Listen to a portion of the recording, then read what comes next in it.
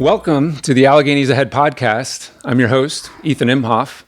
Today's episode is going to be about housing, blight, and redevelopment in Cambria County and the Johnstown region of Cambria County.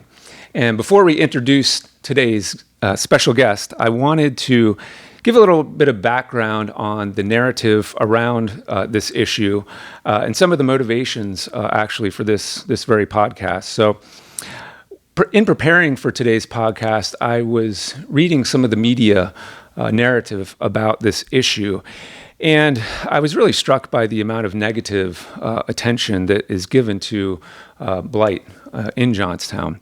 And it's an issue that's easy to complain about. It's easy to find a blighted building and run a negative article. And this podcast is really about getting the positive message out and talking about the inspiring people and good things that are happening in our community. So we're going to do a lot of that, but I wanted to share with the audience a couple of narratives that were particularly striking and hit a nerve here in the community, I think, going back to 2017.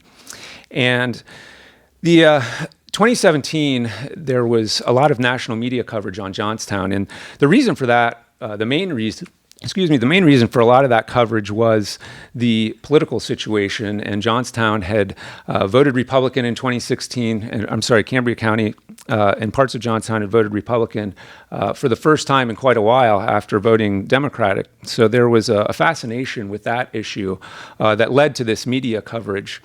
However, when the media came in to talk about politics, a lot of their coverage ended up being about this very issue of housing and blight, and there were a lot of images and a lot of stories told about the condition of our housing stock and our commercial buildings, and very little of that was positive, of course. So there was an article in particular, it ran on November 8th in Politico magazine. The article was by Michael Cruz. If you want to look it up, it's available on Google. But this article talked a lot about Johnstown, both politics and otherwise. And the housing and blight issue got a little bit of attention in this article, and the city manager at the time talked a bit about it. And the thing that really struck me in this article was in the fourth paragraph, there's a little bit of conversation about the unemployment rate and a decrease in the unemployment rate and an increase in the amount of local coal-related jobs, and that being seen as something positive. But then the author said that beyond that, not much has changed, at least not for the better. And then the author also cited in the same paragraph a local resident who said there's nothing good in the area. And so, of course, this narrative is framed with pictures of empty buildings and dilapidated homes. And so I think today's guest, there's nobody else who can counter that message quite like Melissa Komar. Melissa is a Johnstown native.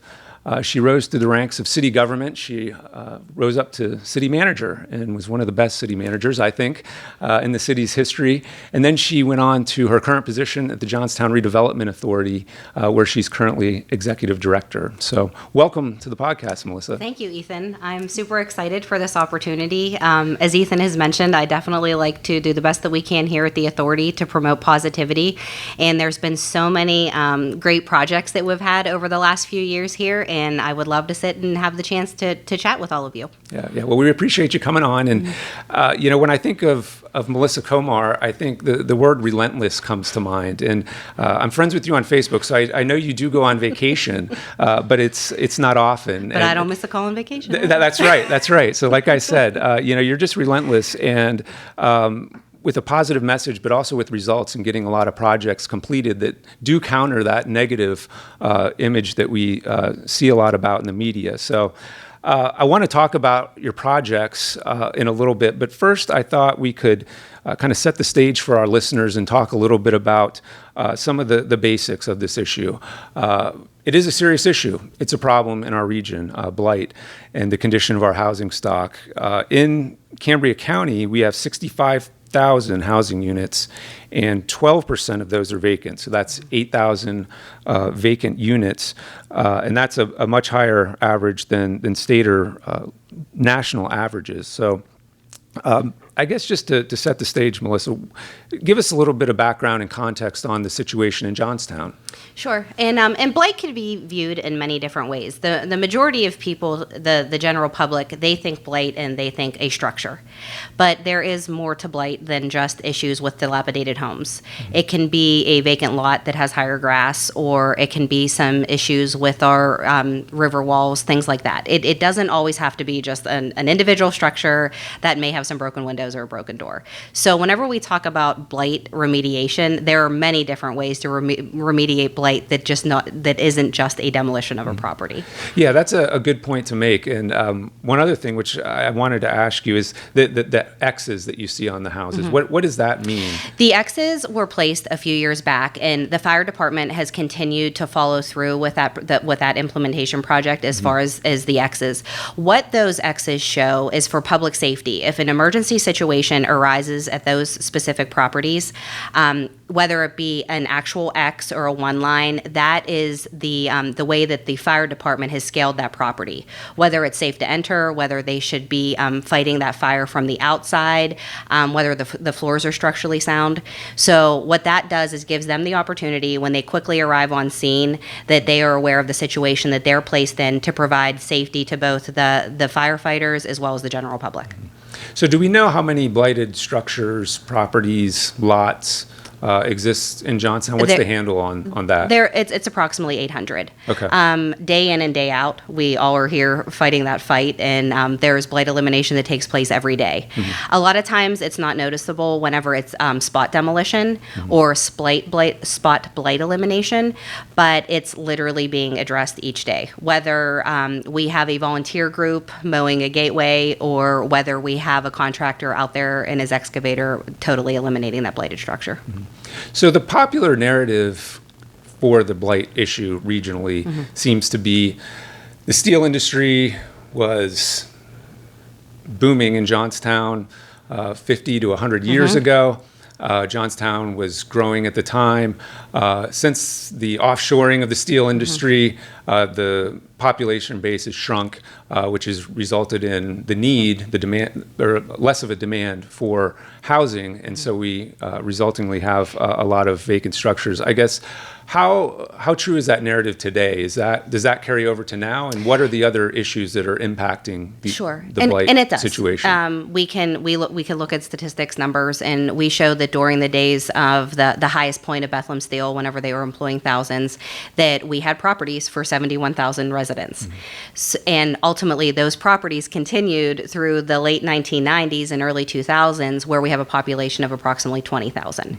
So I try to explain this in layman's terms that, yes, it's an issue, but it's also, it did not happen overnight, nor will it be addressed overnight. But each day that we create the leveraging of funds, the partnerships that we've created for blight elimination, everyone locally, I can definitely say, is doing their small part to address this issue. And just the decline in population, and also the lack of market rate housing. We need, I feel, as local government, county government, we all need to work together to create that positive environment to have the companies that are now investing in our city from all over the country. They want to live here. We need to provide them the space that they are comfortable with and that they have grown to know, which are newer builds. And I just think with the partnership that we've all created, that we'll be able within a few years to present those spaces where they do want to reside in the city. I think you bring up a good point, which is going to be the topic of a future podcast, and that is we also need housing or for people who maybe don't want to buy a house or don't want an acre lot. They want to rent something that's downtown and can provide that downtown experience. And that we need to develop that housing stock as well. And the County Planning Commission right now, we are going to be embarking on a study to take a look at the current stock, develop a pro forma, look at how can we continue to develop these, this type of housing stock for our younger populations. For sure. And it's okay to have that thought process. I just spoke on Friday to one of our local high school senior class, and they had, one of the questions was, what investment did you make that impacted your life the most? Well, of course, many of us would think of our first home. But I made it a point to address them and to make them understand that just because during the times when we were in our 20s and 30s that you're going to buy a house, you want a yard, you want to mow grass, you want a car. The mentality has changed. A lot of the millennials, the current graduates, they would much rather not own a car. They want a bike, they want to ride. And just the thought process is different. And I made sure that they were aware of that if you want to, own that apartment downtown and get from point A to point B by walking, that's all okay also. But we need to create that environment where they want to live. Absolutely. And I just feel with the partnerships that have been created that we see that bigger picture, and that everybody always says, how can we get them here? Well, now they want to be here. So now we need to provide the environment that they want to stay. Yeah, you nailed it on that issue. So you talked a little bit about the partnerships. There's been a lot of work between you and the county, or the Johnstown Redevelopment Authority and the County Redevelopment Authority. The Alleghenies Ahead Plan, the county comprehensive plan, aims for 100 or 80 to 100 properties being demolished per year. What's the status of that? Are we at that number? Oh, we absolutely will be by the end of this year. Okay. With the partnerships that have been created, we've been blessed beyond words to be able to work with not only both authorities, but also county government and city government. And with the positive impact that we've been able to create over these last few years, our foundations are also believing in us locally, where we keep them basically interested in our projects. We don't wait till the 23rd hour to present it to them. And basically, with the positive end result with funding has just grown. So basically, they see what our capabilities are with them helping to us leverage our government funding, that it creates a larger scale that we're able to not only eliminate blight through demolition, but then we can come up with the reuse. And by working together as far as planners, the authorities, we can see what we need for the next step, that we just don't have a vacant lot with grass, that it may be like a cool green space, or it may be a little parklet, or we may be able to reach out to a residential developer that's interested in giving it a shot for, a 2 or 3 row townhouse. And just with the leveraging of funds, we've been able to take the 20 to 30 properties that the city of Johnstown are able to demolish through community development block grant funding, and partner with the authority on our interceptor projects, where we can eliminate blight for our laydown sites. And then we reach out to our local foundations that then help us to offset and leverage those funds as well. And it's been very successful and exciting. Give us an example, top to bottom, of one of those projects where you're partnering with a local community or foundation. Sure. No, absolutely. Right now, we're currently working on Route 56, Fairfield Avenue and Strayer Street. So whenever I had first moved over to the authority, we were obviously looking at future capital improvement projects. And I just, got myself acclimated with what their schedule was here at the authority, and I thought, we're going to continue to try to strive to eliminate blight along these corridors. So I thought, what better way to be able to do a project like this, but while we already have X amount of dollars invested into the sewer work, that would be able to leverage funds for match. Then I had reached out to Renee Daly, the executive director at the Cambria County Redevelopment Authority, and I said, look, I said, we're both, we both understand the process. We worked together for many years, and how are we able to do this? Well, with the assistance of both Cambria County and the Johnstown Redevelopment Authority, we thought, let's start reaching out to these local foundations and explain what we're trying to do here. And we definitely took the time. We dived into these projects to show that with X amount of dollars that we could eliminate X amount of properties, and then still allocate close to $100,000 to be able to do other types of blight elimination. If somebody would need their house power washed, the foundations were on board as far as if there was a facade that needed done on one of the local businesses. Like let's see how we can leverage funding through both the facade program, the residential development program, and what we received from the local foundations. Along this project, we are also partnering with the Army Corps.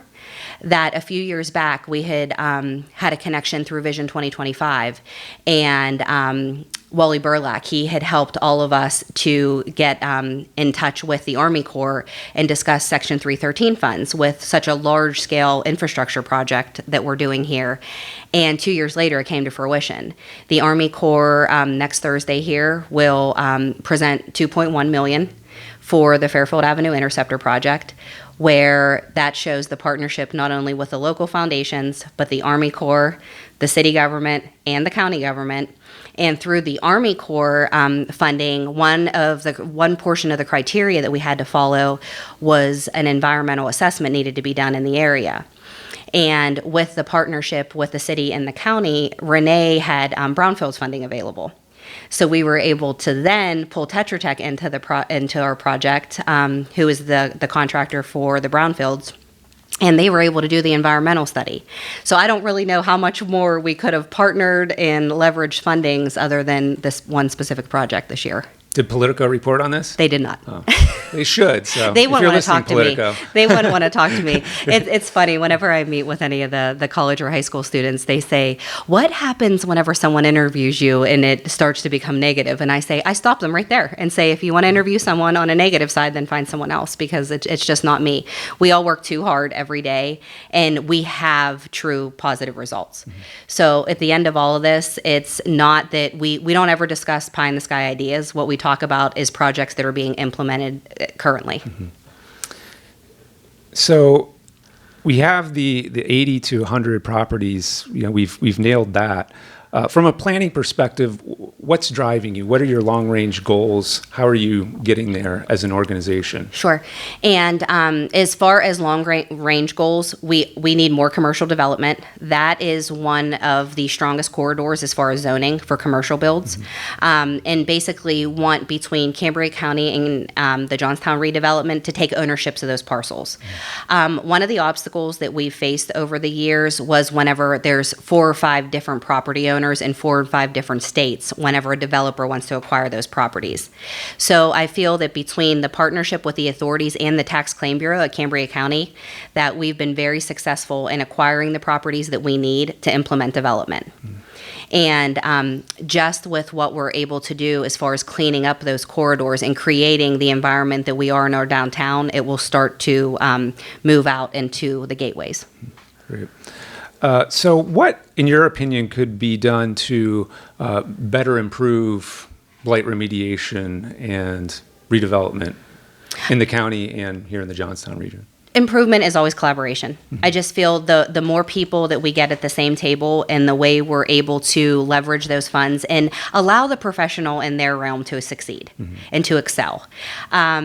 We here understand a lot about whether it be the demolition process, the blight elimination, but whenever it comes to the development side, that's where we reach out to people such as yourself. Allow the professional that has been trained in that area to work with you rather than one person steering the ship. We should all be steering the same ship in the right direction. So if you had unlimited funding, if you had millions of dollars, where would it go? What would be your top projects right now? Market rate housing.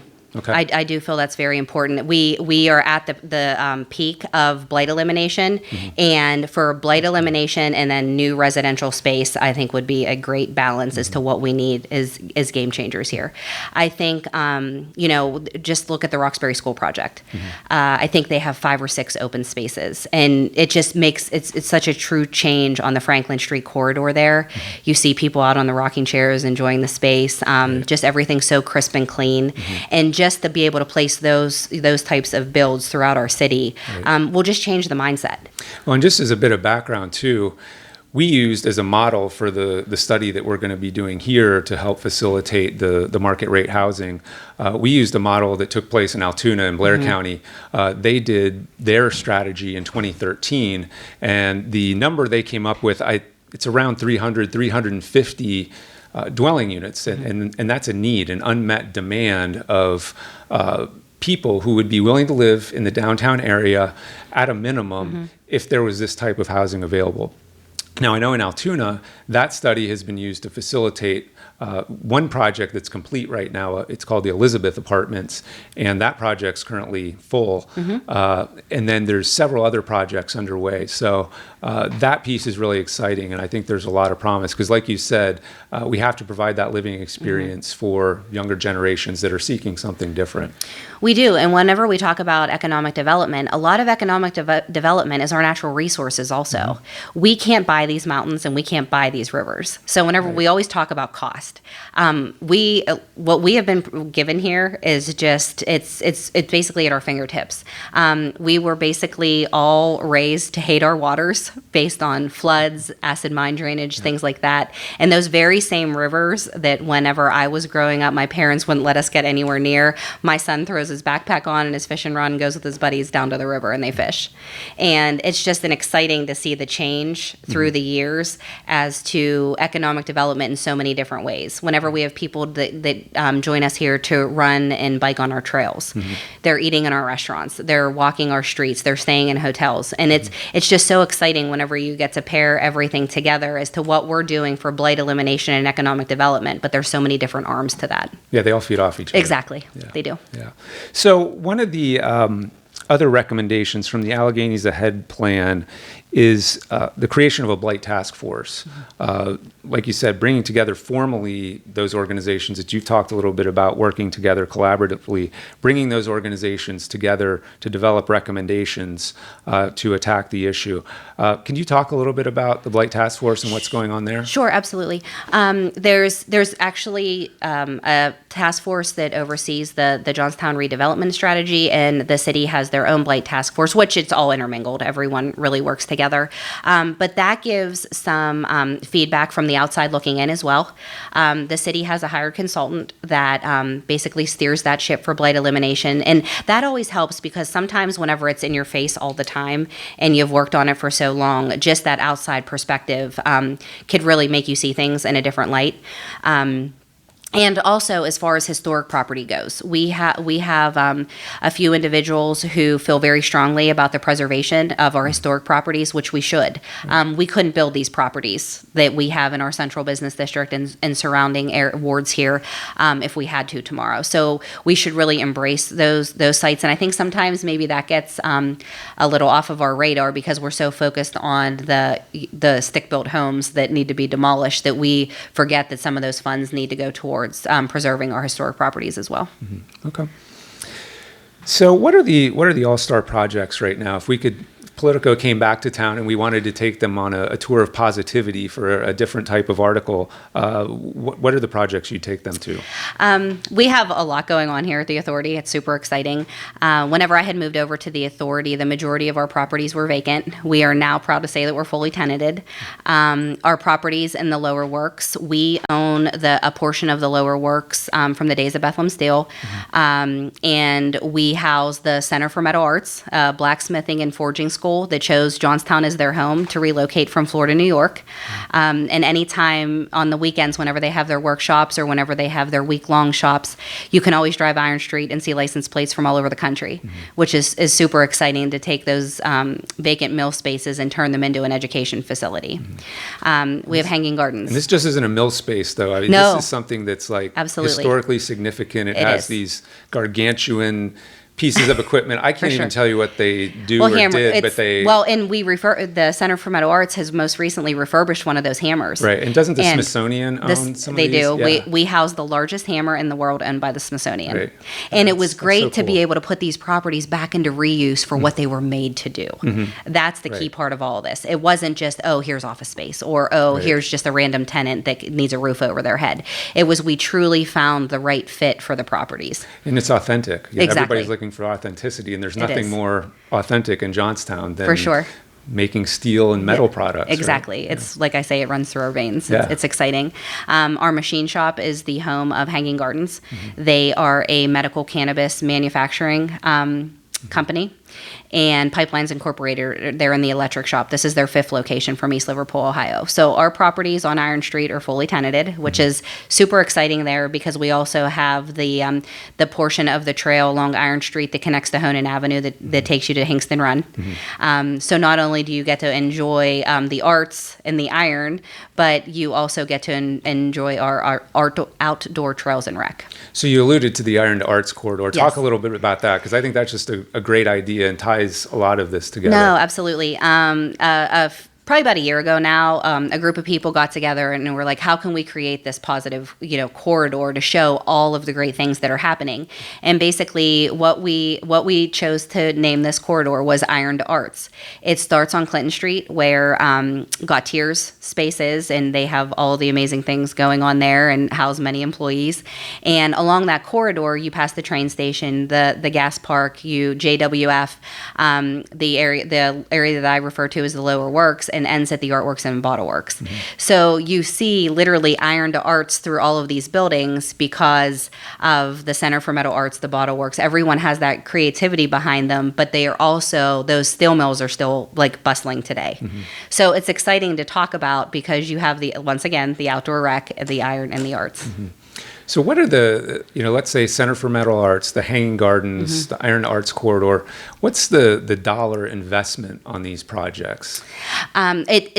sides. About it. I know some of these projects are sensitive. For sure, but it is both public. It's both public and private. So basically, you take the Center for Metal Arts. Whenever they chose to relocate here, the Community Foundation for the Alleghenies assisted with their move, mm-hmm. which made the move a year earlier because once again, we were able to connect and collaborate to make this positive end result, which in return we house the Center for Metal Arts. Mm-hmm. Then you have the Hanging Gardens.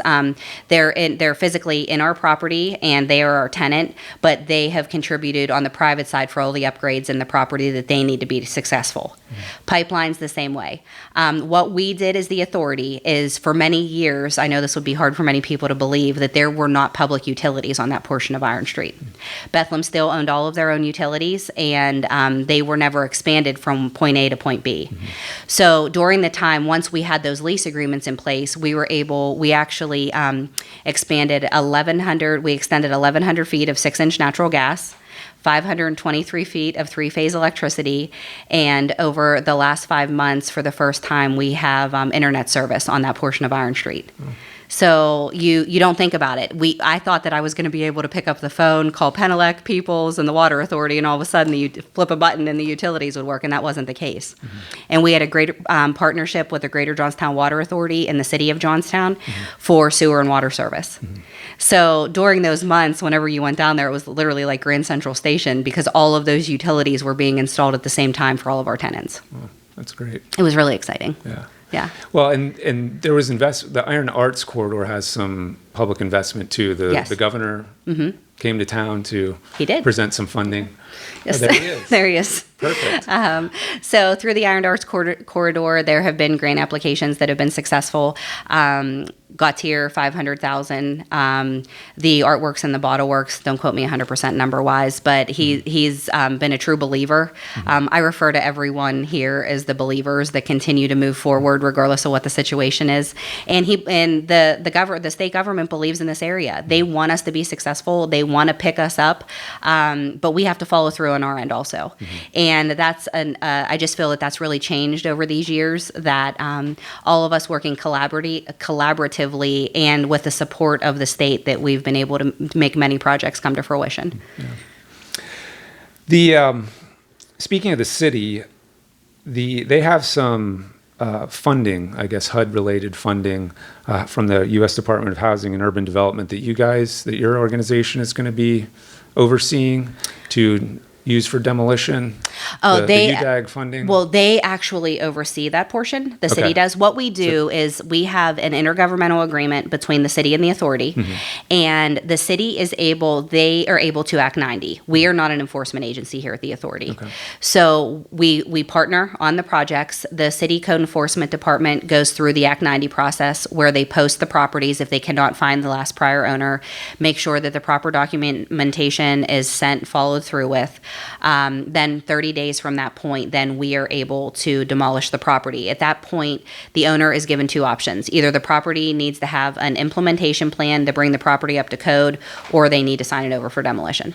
Okay. So that's another example of I would not, or the JRA on this side would not be able to Act 90 a property where the city can, but the JRA can then fund the project if need be. Okay.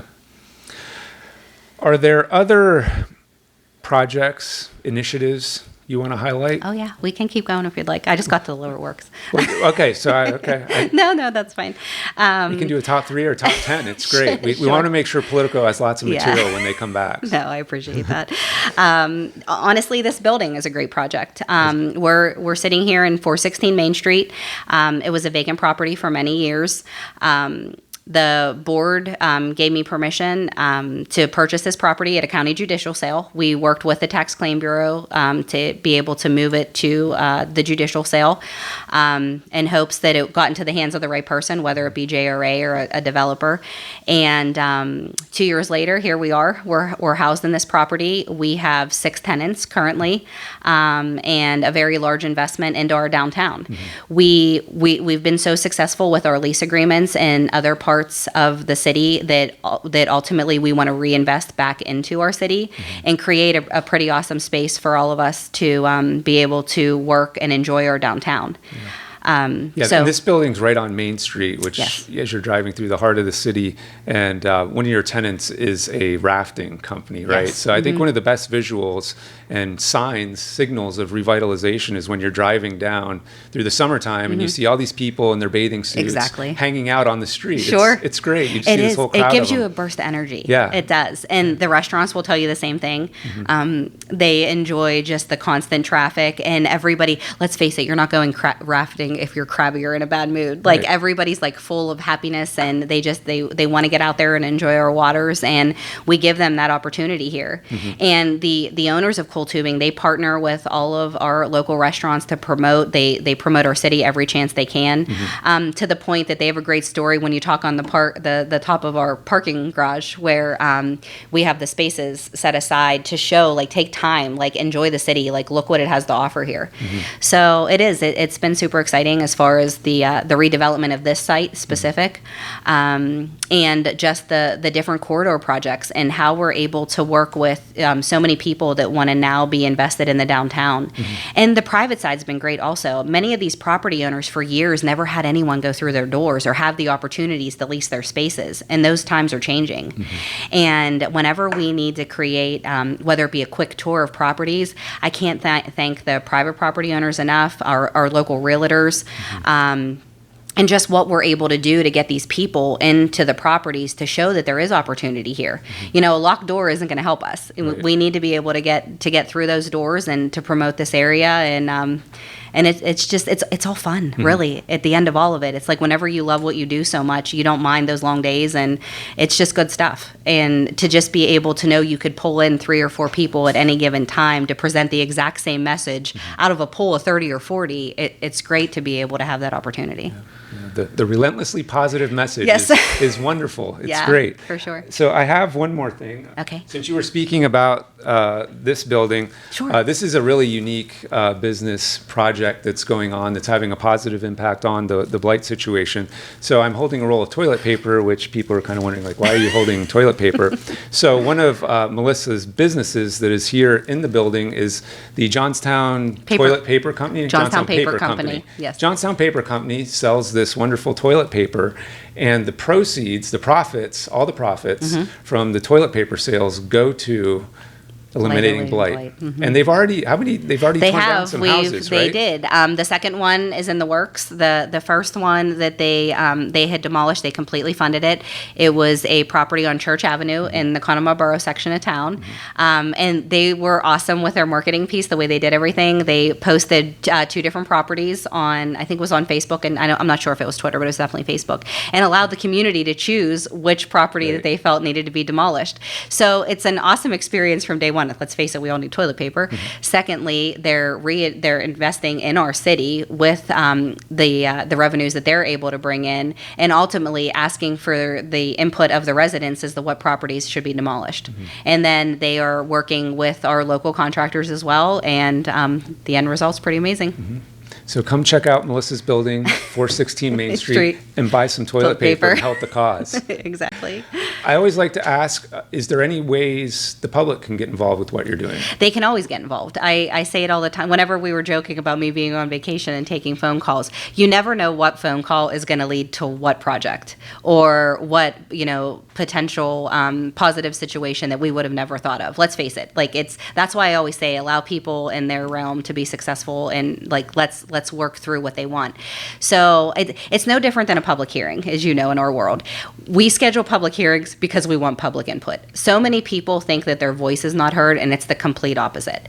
No matter what, I don't think any idea is too crazy, and I think we should always think outside of the box. So think how many volunteer efforts have been driven from Vision 2025 of people in our community that say, hey, let's do this. I mean, look at Mike Cook. Look at his trails. Mike literally, he has a group of volunteers, and he created the bike trails on the incline plane as a volunteer effort.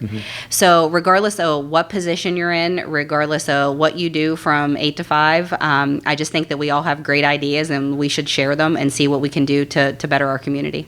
Well put. Yep. Well, Melissa Komar, Executive Director of the Johnstown Redevelopment Authority, thank you You're for very joining welcome. us. And thank you for providing us the opportunity to promote Johnstown. You're more than welcome. So that's it for this episode. Next month, we'll be coming to you from Williamsburg over in Blair County, where we're going to be talking to Dave Cadle. Dave is one of the Williamsburg town fathers.